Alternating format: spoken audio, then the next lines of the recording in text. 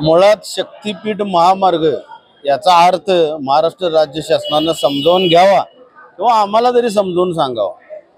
शक्तीपीठ म्हणजे नवदुर्गामधील ती वाक्यप्रचार, पण रस्ता हा जातो गोव्याला।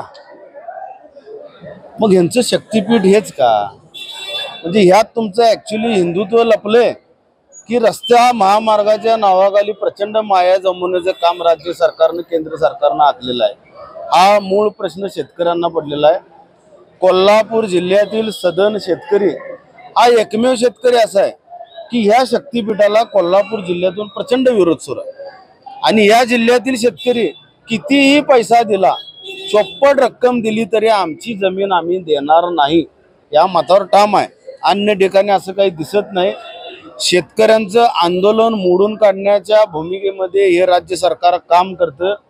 देवेंद्र फडणवीस असतील, नितीन गडकरी असतील, यांना महालक्ष्मी माता सुखबुद्धी देवो यासाठी आम्ही साकडे घालण्यासाठी आज इथं एकत्रित आलेलो आहोत की जेणेकरून तुमचा शक्तीपीठ महामार्ग कुठल्याही मार्गाने न्या, पण कोल्हापूर जिल्ह्यातलं 1 इंचही जागा आम्ही देणार नाही म्हणजे नाही, यासाठी आज साकडे आहेत।